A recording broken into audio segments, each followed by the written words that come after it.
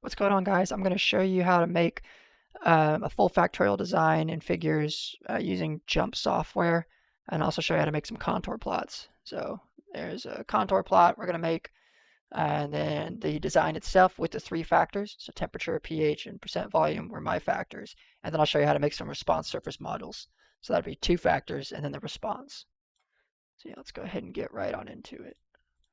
So first thing you're going to want to do is open up a workbook and put all your factors, their levels, and then the response variable in it. And then we can go ahead and open the JMP software or JMP software. So I have version 16.0.0, and there's a tip of the day. Don't want that. So go ahead and go to Design of Experiments, DOE, Custom Design. And we're going to add three factors. I'll just call them continuous factors. And then we can continue, make table. So here we're going to take our workbook with our factors and the response, paste it on in there, minimize all that stuff, minimize this.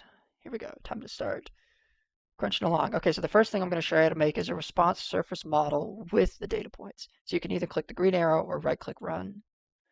And here we are going to have a response in the Y, and then the model effects will be the independent variables. Click run. And now we will click this hot button and go to factor profiling, surface profile. So we can minimize the rest of this stuff. And there is our response surface model.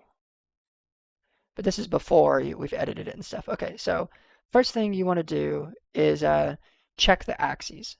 So this my responses go up to 10,000 or about 11,000. They go from about 1,100 to 11,000. So I need to grab the axes. So the arrow, the hand will go vertical.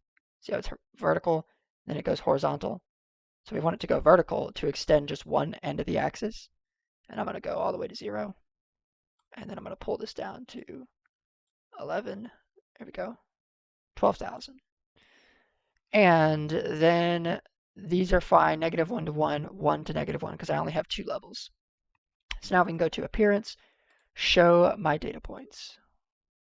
All right, so maneuvering the graph, you can use the mouse wheel to scroll, and that will make it rotate nice and evenly. And then you can also use the arrow keys to rotate it. But I like clicking and dragging and using the mouse wheel. So you can kind of find the right angle that shows the data points you want to show. And then you can shift click to highlight those data points. And then, so I should have 8 data points. Then you can right click reset if it ever gets too wonky. And there you go. There's all the data points. And so that's for x1 versus x2 for response. So to change, if you want like x1 to x3, you just move the y to x3. So that's your x-axis, this is your y-axis, and z.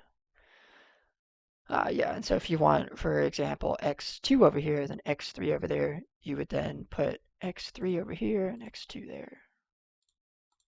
Like that. But yeah, so that's the response surface, which is only going to show two factors. And so to save that, it's just going to be File, Save As.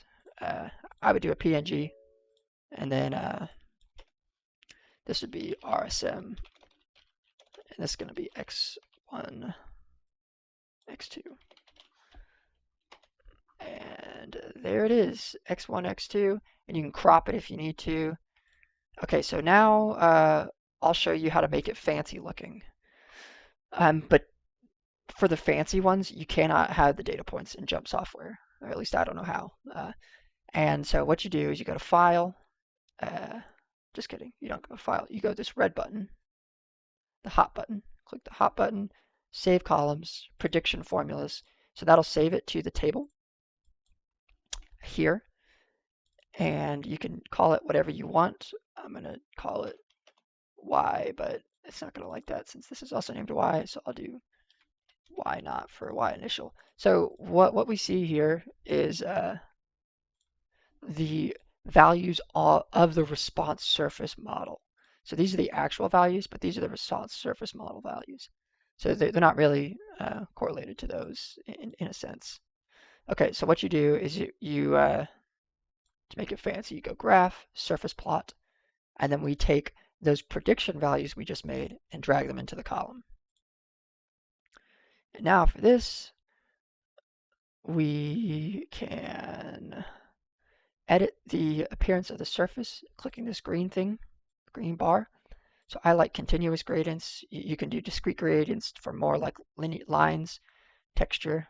Then I use a custom color theme. I click new, and my school colors are yellow and uh, purple. So I'll do purple over here, then the lighter purple, space them evenly, so that looks fine. And then I like to add a mesh too, and I'll make the mesh black, like that. So that is a clean looking RSM. And so then same thing for saving it. You could just go File, Save As, PNG, and it'll save it as X1, X2, and so forth. So now I'll show you how to make some contour plots for X1, X2. So you go back to your table. You can do graph, contour plots, and then we're going to do our Y values for our formula. And then X1, X2, you can shift click, drag them over. And there we go. So first thing I'll do is adjust the color schemes, make them match.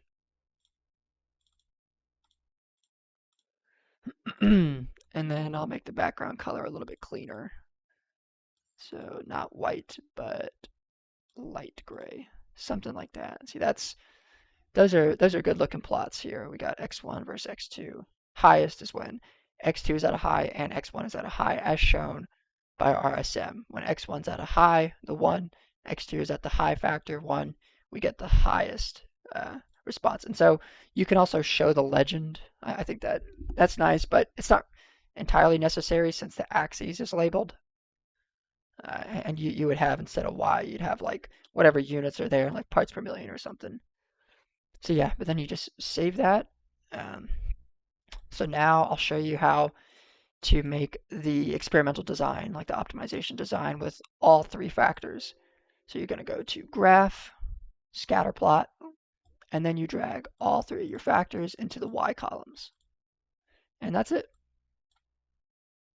Straightforward, quick, succinct.